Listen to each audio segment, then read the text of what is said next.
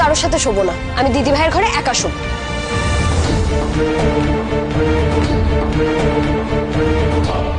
কি করি বলো তো মেয়েটাকে নিয়ে? কম বয়সে ওর বাবা চলে গেছে, কি যে করবো, ওর যে কি হয়েছে বুঝতেই পারছি না। আমি বলি কি বৌদি, এত দুশ্চিন্তা করো না। ইন্দুর বয়স অল্প, এরকম বয়সে একটু একটু এরকম হয়।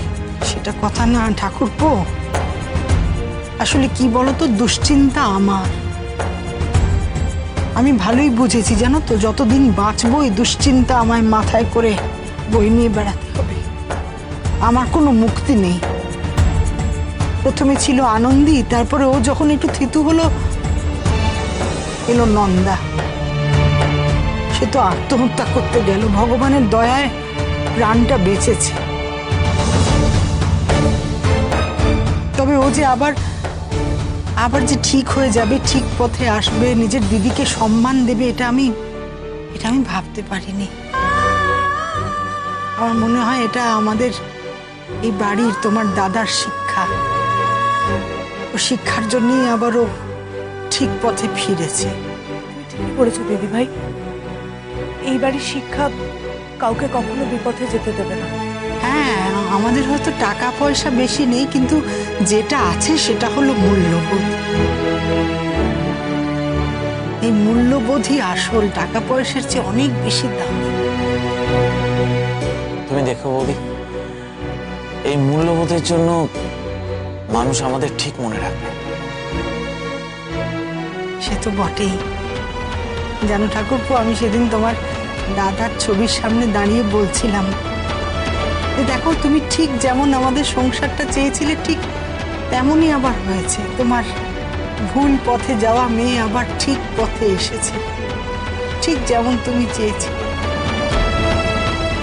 কিন্তু ইন্দুর যে আবার কি হলো আমি বুঝতে পারছি না।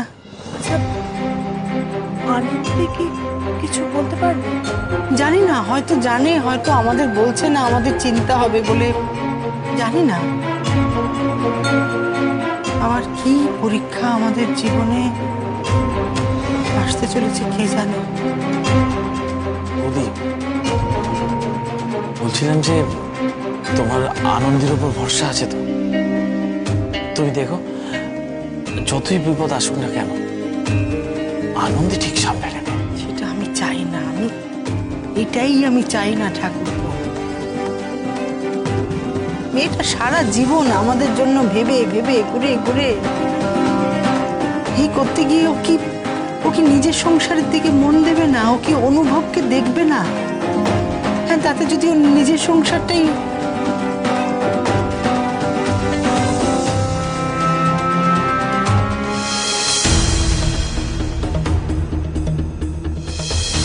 You are just good for nothing.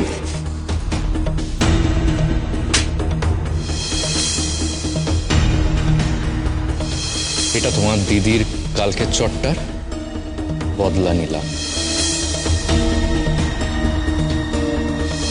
ইন্দু, আমি এখানে একটা কাজে এসেছি, একজনের সঙ্গে কথা বলতে এসেছি। আগে হুমায়ুন স্যারের হাতে মার খাওয়া, তারপর কোর্টে 50 রাউন্ড পাক দেওয়ার শাস্তি। কি করবো এবার আমি? কি হবে এবার? সবাই কি সবটা জেনে যাবে? দিদিভাই তো একাডেমিতে গেছে, দিদিভাই যদি কোনো খবর পেয়ে যায় ওখান থেকে, না না না না না না না, এটা হতে পারে না। আমার প্রাণ থাকতে আমি কাউকে কিচ্ছু জানতে দেবো না। আমি কিন্তু কি করবো আমি? কি করে সবটা ঠিক করবো আমি?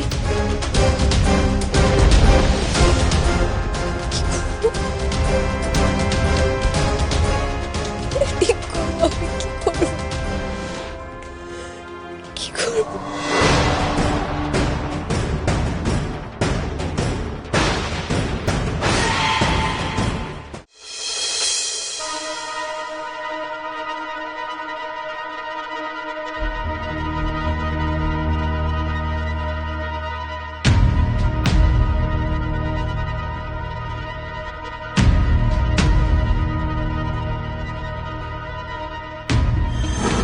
না তোদের কারোর সাথে কোনো কথা বলতে ইচ্ছেই করছে না। ইন্দু তুই কিন্তু দরজা লক করবি না, আমি শুতে যাব। আমি কারোর সাথে শোবো না, আমি দিদি ভাইয়ের ঘরে একা শোবো। ইন্দু, ও ইন্দু আমাকে বল না বাবা, তোর কি হয়েছে বল না। কিছু হয়নি মা, কিন্তু এবার হবে। প্লিজ প্লিজ তোমরা আমার লাইফ নিয়ে মাথা ঘামানো বন্ধ করো, আর তোমার বড় মেয়েকে বলো আমার লাইফ নিয়ে যেন খবর দালালি না করে। ও আমার গার্জিয়ান নয় মা। আমাকে বল না বাবা, তোর কি হয়েছে আমাকে বল।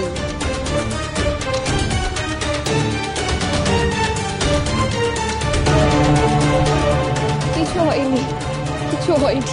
ইন্দু,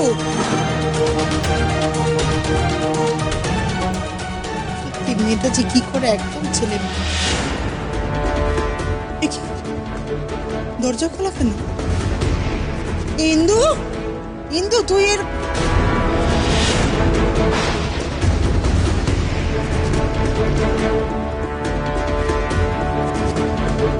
ইন্দু,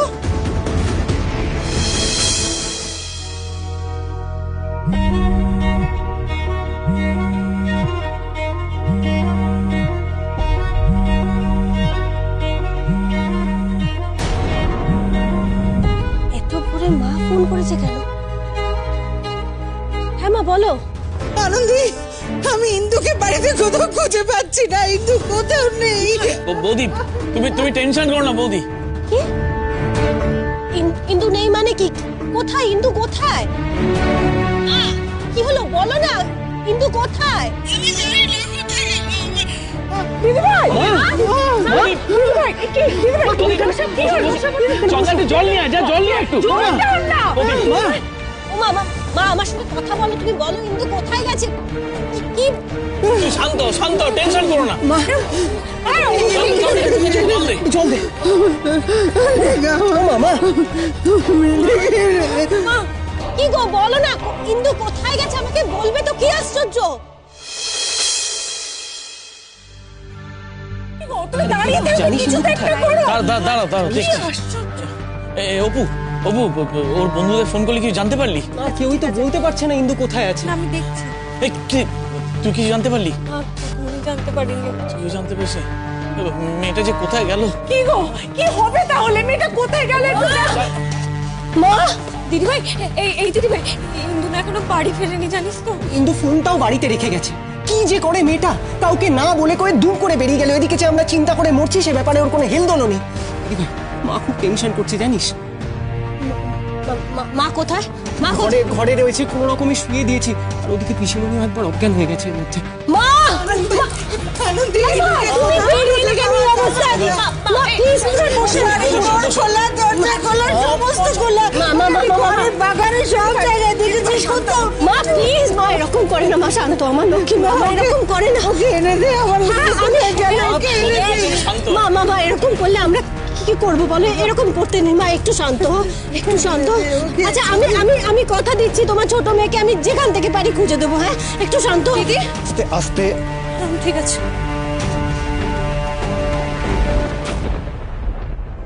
কিরে দিদি, ইন্দুকে খুঁজে পেয়েছিস? না এখনো খুঁজে পাইনি, ভালো হয়েছে তুই এসে গেছিস। তুই একটু মায়ের কাছে থাক।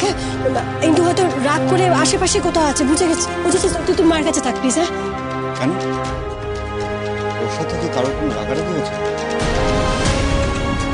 মানে যে জন্য বেরিয়ে যেতে পারে?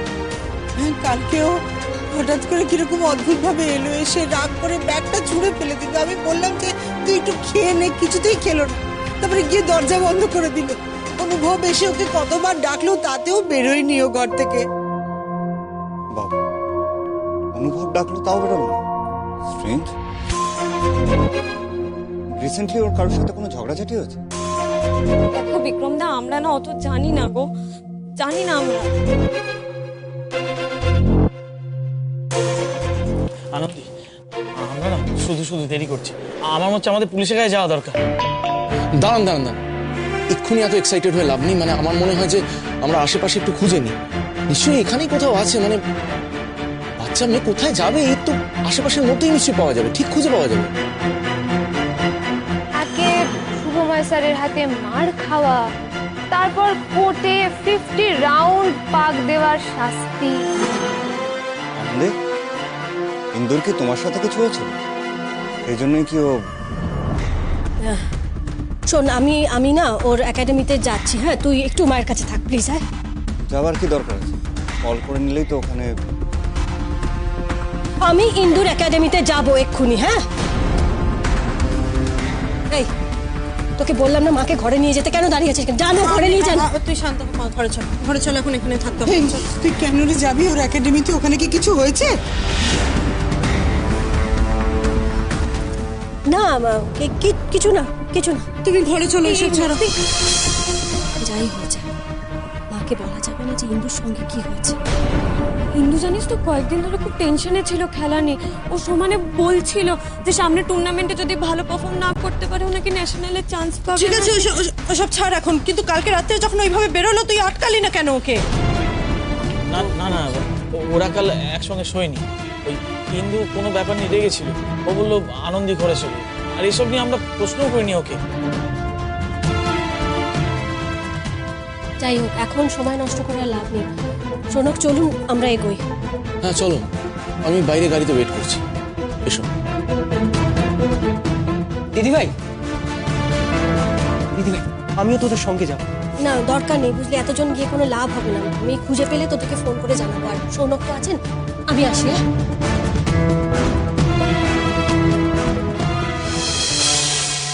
বাহ, চমৎকার। বিয়ের পর থেকে একেবারে বয়ফ্রেন্ডকে সঙ্গে নিয়ে ঘুরতে দেখি। মা মা মা এরকম করো না, এরকম করো না। দিদি গেছে, দিদি। কেন আমার সাথেই কেন এরকম হয় বলতো বারবার? এই আমাকে কি কোনোদিন কেউ শান্তি দেবে না? কেন এরকম হচ্ছে আমি বুঝতে পারছি না কেন।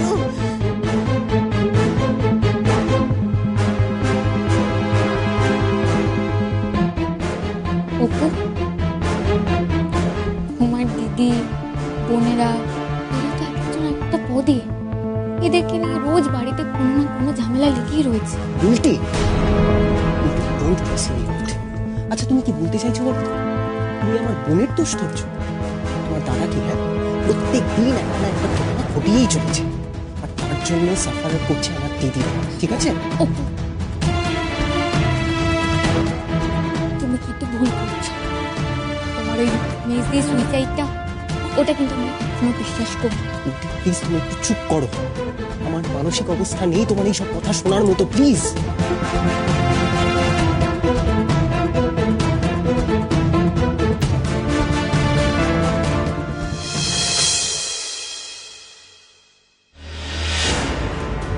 এই একাডেমিতেই না ইন্দু আছে, ওকে খুঁজে বের করতে হবে, বাড়িতে নিয়ে যেতে হবে যেভাবে হোক।